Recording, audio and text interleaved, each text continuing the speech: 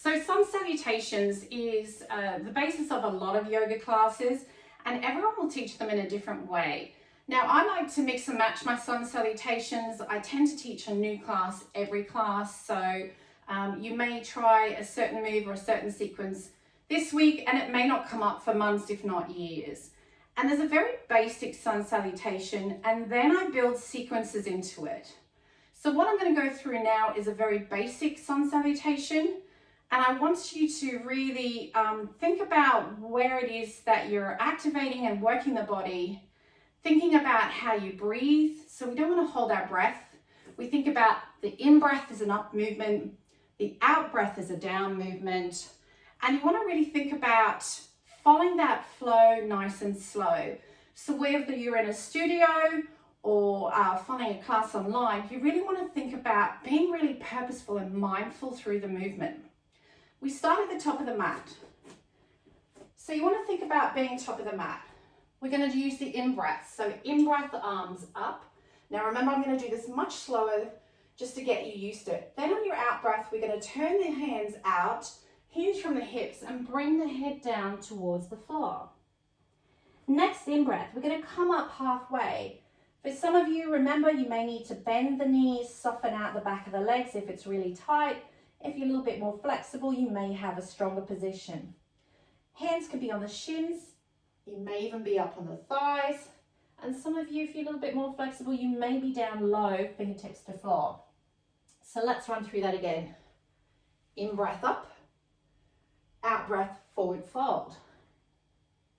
In breath halfway, either one of those options. Out breath, full fold. In breath halfway. And then on the out breath, you're going to bring your hands to the floor, bend the knees, and we're going to step back. And for this particular one, we're going to step back into our downward dog. So feet are hip width apart. Your hips are nice and high. You're in an upside down V position. You might have the bend in the knees. If you want to deepen the stretch, we take the legs nice and long, bring the heels down to the floor.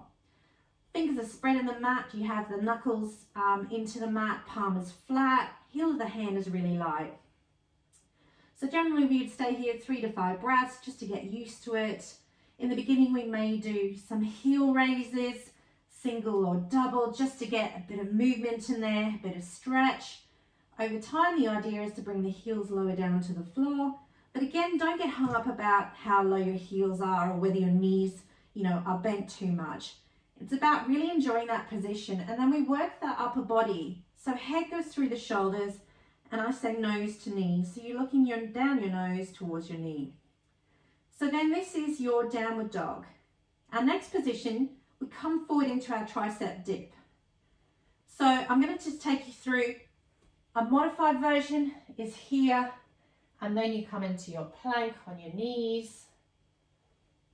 Option 2 is you're in the downward dog.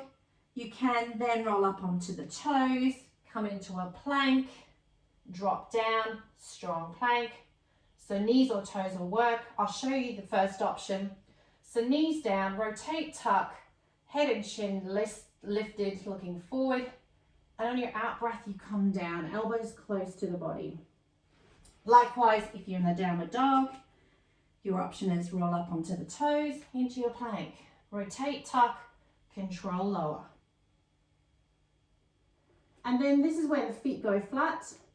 Your option is to come into cobra, half cobra, full up dog. So we'll go through the options. In breath up, draw the shoulder blades back, come up halfway. For some of you, you may go all the way up, but ensure that the shoulders are relaxed and the head is looking forward. Some of you may want to look upwards depending on how your neck and shoulders are feeling. And then the other option is to turn the toes over and come up straight into your up dog. So roll up onto your toes, control lower, turn the toes over, push back up. Now I'm activating through the thighs, on the top of my feet, and then I would turn over back into my downward dog. You'd have a few breaths here, relax into it, maybe catch your breath, and then stepping forward. Now this is what a lot of people struggle with. So in the beginning, you may want to come down with the knee, and bring that foot forward. And then bring the other foot forward. Option 2, you're here, look between the hands, step right leg forward, then left leg forward, into forward fold.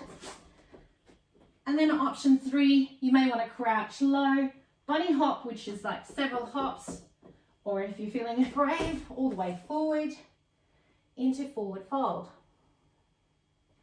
In breath halfway, options with the hands, out breath full fold. Now arms all the way up, by the side. In breath, big arms up, and out breath lower down.